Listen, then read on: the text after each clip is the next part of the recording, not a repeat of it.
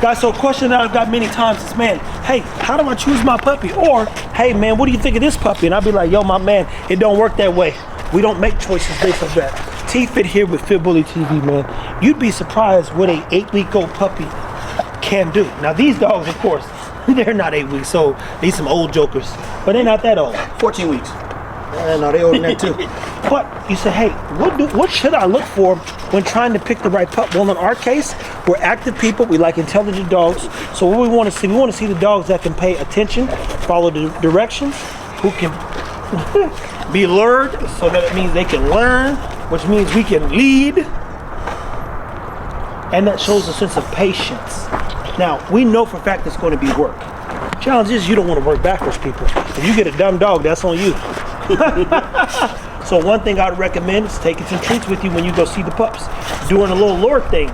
You might have 8 pups, and if you get into this position right here, one pup might stay focused on you the whole time while others lose interest. The one who's the most focused is the one that I would probably go with, depending on your lifestyle. Stan, what's one of the other things that you do if you were going to choose a pup to bring into your, I want to say fold, but I was like, my pack? Yeah, pack is good, but I don't, I was like, hey. We'll find a better word. Hey guys, I like better words. All this slobber.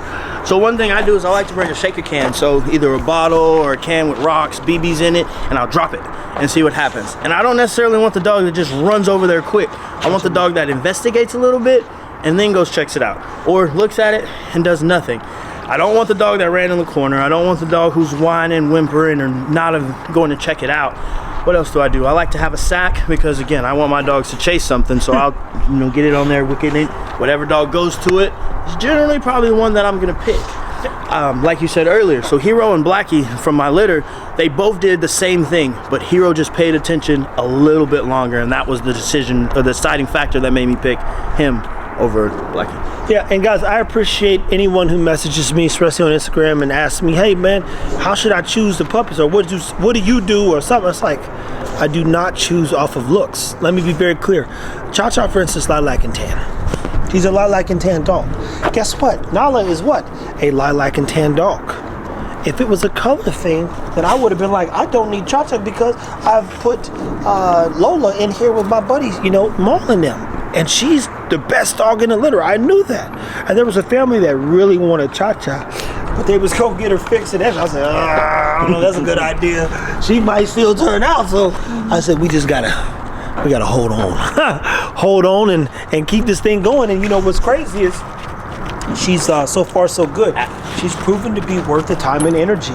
So performance. What do we look performance-wise? If you've watched our Fit Bully TV, you know Jamarcus builds contraptions.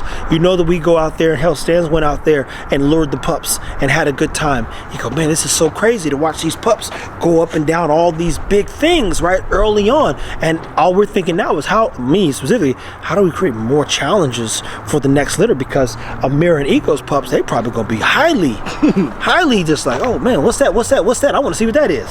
So I'm like, let's do it. Let's up the ante a little bit. That being said, people, if you are trying to choose the right dog for you, make sure it fits your lifestyle. It might be the dog in the corner that you like. I just want something I can love to death. It might be the dog that's got that dog and you say, he's a little much. Good, so am I.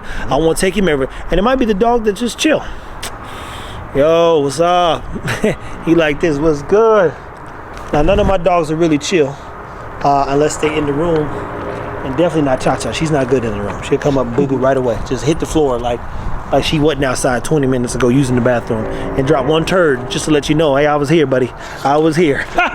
And anywho, people, stay tuned. Take you out. Anything else you want to leave me with? Yeah, so do your research.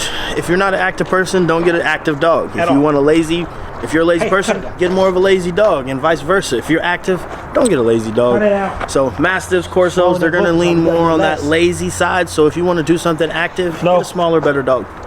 There you go, people, and as always, take care of your dogs.